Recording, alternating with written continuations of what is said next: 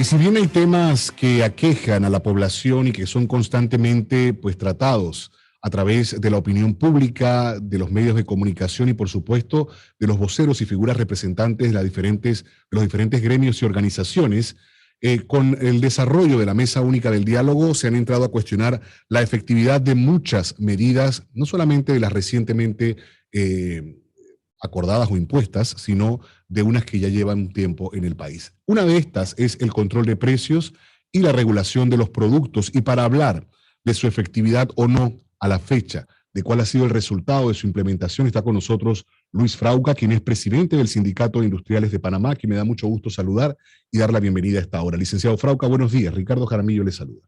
¿Qué tal, Ricardo? ¿Cómo estás? Buenos días a todos y a tus radioescuchas también. A ver, hemos estado durante las últimas semanas en este análisis, obviamente, y con la aprobación de una nueva, o incorporación, debo corregir, de nuevos productos que, pues, para algunos van más enfocados en el tema de la salud o de la alimentación saludable, sin embargo, para otros no es de esta manera. Pero es oportuno en este punto analizar sobre la efectividad, la productividad o no de la medida de control de precios y regulación también de los productos. Mira, el control de precios históricamente no ha funcionado. Nos encontramos desde en pandemia, incluso desde antes de pandemia, con aumentos de costos, de fletes, de precios de combustible. Cuando se ha fijado precios sin tener en consideración cuáles han sido los costos, cuáles son los costos, cómo fluctúan, cómo incluso la cadena de suministro está completamente desestabilizada. Es muy difícil para el que produce, incluso para el que importa con estos costos variables, que alguien determine sin tener conocimiento el precio de un producto. No tiene ningún sentido. Eso trae desabastecimiento e incluso puede traer y va a traer y ha traído encarecimiento de los productos. Eso es algo sencillo, que no lo están evaluando en ninguna mesa y que no han tomado en cuenta aquellos que tienen el conocimiento de qué es lo que se está produciendo, cuánto está costando, qué precio se puede vender. Y nadie puede producir abajo del costo. Ahora, ¿cuál sería la alternativa viable, por ejemplo, a el tema del alto costo de la canasta básica, tomando en cuenta que ni siquiera teníamos o hemos contado durante mucho tiempo con una canasta básica que vaya en función de la salud? Una cosa es los artículos de primera necesidad, de aseo y demás, y otro tema es la alimentación. Pero, ¿cuál sería entonces una propuesta viable? Y tomando en cuenta que hay la posibilidad, entendemos así, de incorporación del sector empresarial, el sector productivo del país a esta segunda fase de la Mesa Única del Diálogo, de la cual más adelante me gustaría obtener también su punto de vista.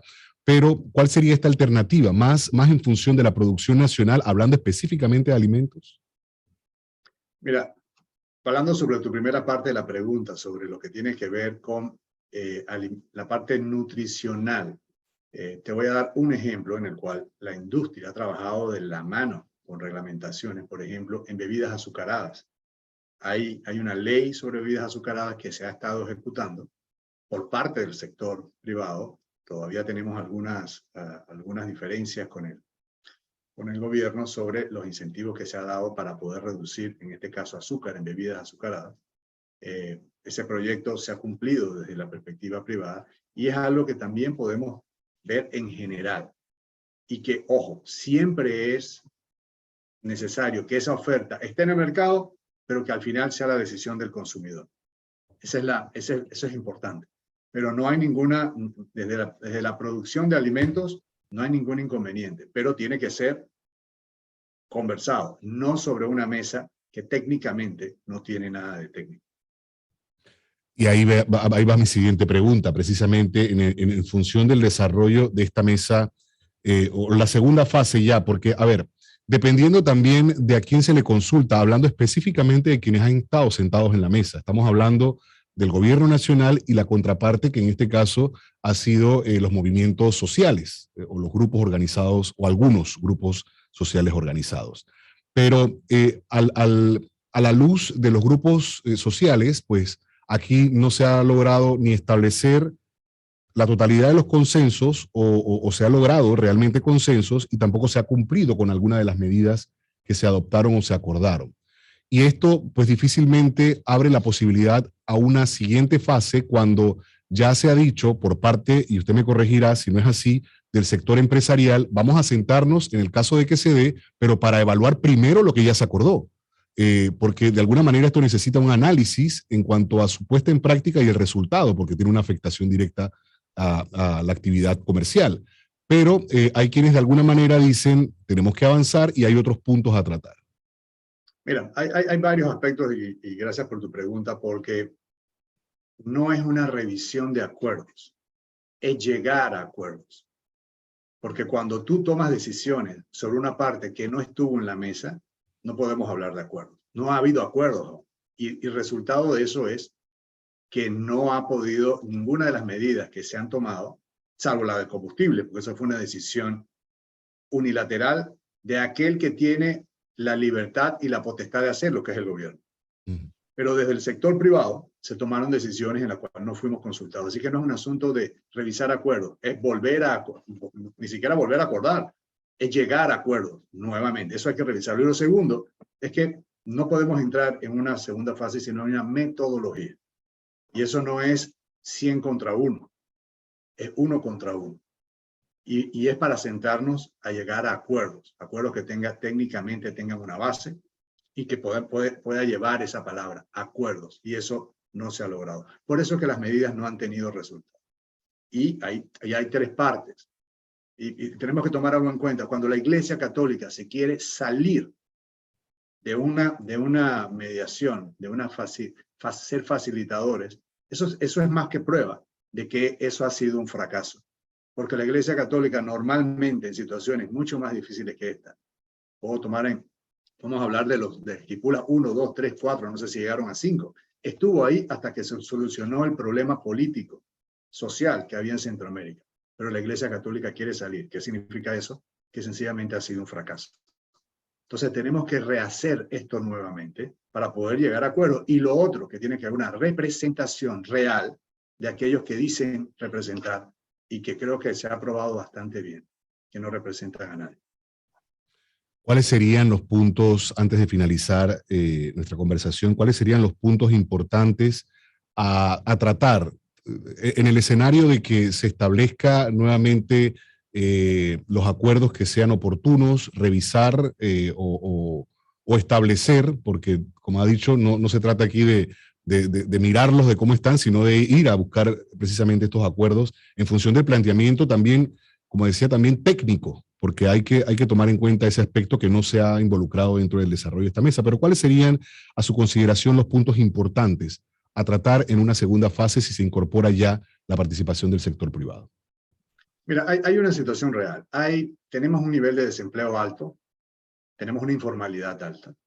Todo lo que ha afectado un tema que no podemos postergar, que es Caja del Seguro Social, hay muy pocas aportaciones, porque evidentemente hay un desempleo alto, una informalidad alta. Ese es un tema que se tiene que tocar en la segunda fase, pero no es ese. Ya hay campos donde se está tocando, no podemos repetir. Pero sabiendo que hay necesidades, tenemos que entrar técnicamente a evaluarlas, pero toda medida que tiene un control de precio, ni siquiera quiero hablar de control de mano, control de precios, para beneficiar a esa población que tiene una afectación, tiene que tener un tiempo y tiene que tener una variable que compense o que nos indique cuándo eso se va a reducir. Hablamos de tiempo, pero el tiempo ya sabemos, los controles de precios vienen de hace 8 años y nunca se han podido reducir. Tenemos que tener una medida, un parámetro que nos indique que esto se va a reducir. Puede ser el desempleo, puede ser la generación de inversión, puede ser nuevos campos laborables para nuestra gente, reactivación de la construcción que tiene tanta capacidad de absorber empleos. Entonces, turismo, abrir el turismo para que también tenga la capacidad de absorber empleos, que al final esas 2 actividades que son de gran importancia para el país puedan ir llevando esa informalidad a la formalidad. Algunos parámetros que nos indiquen es hora de ir reduciendo esto. Y si lo hacemos bien, ténganlo por seguro que lo podemos lograr. No quiero dejar de preguntarle sobre la situación de la Caja de Seguro Social, tomando en cuenta que el Sindicato de Industriales también, siendo generador de empleos por o sea, cómo se conforma el gremio, tiene, obviamente, seguro, una expectativa importante dentro del desarrollo de esta discusión, que en este momento espera un informe de la OIT que plantee la realidad y cuáles podrían ser los pasos a seguir. Sin embargo, pues muchos, y sobre todo el sector privado, ha planteado el tema de revisar sobre todo medidas paramétricas, pero ya se ha dicho esto no va a ocurrir.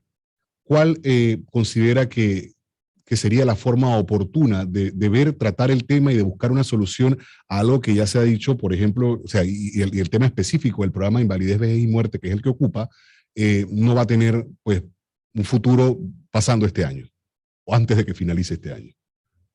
Okay.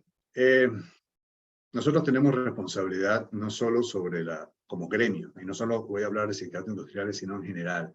Todo empleador tiene la responsabilidad de tener y generar la preocupación a sus colaboradores, porque es una preocupación real. Aquel que ha aportado por tantos años y espera tenerla, o aquel que la tiene y no la va a tener, eso es algo que nosotros tenemos que sacar a la luz, porque eso hay que resolverlo. El gobierno no puede patear la pelota. La administración de la Caja del Seguro Social no puede patear la pelota, y la junta directiva, que está sujeta a estar midiendo con parámetros claros qué hace la administración, que también tiene su responsabilidad, tienen que operar. Pero la responsabilidad nuestra del sector privado es que cada uno de nuestros asegurados, el sector privado está por encima de los 800,000 asalariados, colaboradores, en todos los sectores, agro, industria, comercio. Tenemos la responsabilidad de llevar con claridad a que cada uno de esos asegurados entienda muy bien cuál es el efecto de lo que va a suceder a corto plazo. Y también tenemos que generar la solución, las posibles soluciones, y los parámetros, las paramétricas tienen que ser revisadas. No hay otra forma. El gobierno no tiene la forma de solventar esto, ni tiene por qué hacerlo. Hay una administración que tiene que dar respuestas y dar la cara. Hay una información clara financiera que nos tienen que mostrar, y la realidad es, y ya lo sabemos, el informe de la OIT no va a decir nada diferente, es lo que tenemos que hacer. Así que vamos a estar muy pendientes, y esto va a llegar a los 800,000 asalariados. Y ojo, también el sector público laboral y colaboradores del gobierno Por supuesto. todos estamos en el mismo barco, ¿sí? Así es, nos compete a todos. En este caso es a todos, en realidad. Don Luis, gracias por acompañarnos esta mañana y por sus aportes. Luis Frauca, presidente del Sindicato de Industriales de Panamá, esta mañana con nosotros en Radio Panamá. Muchísimas gracias. Buen día. Son las 7:05 de la mañana, es momento de nuestra siguiente pausa, y al volver hay más.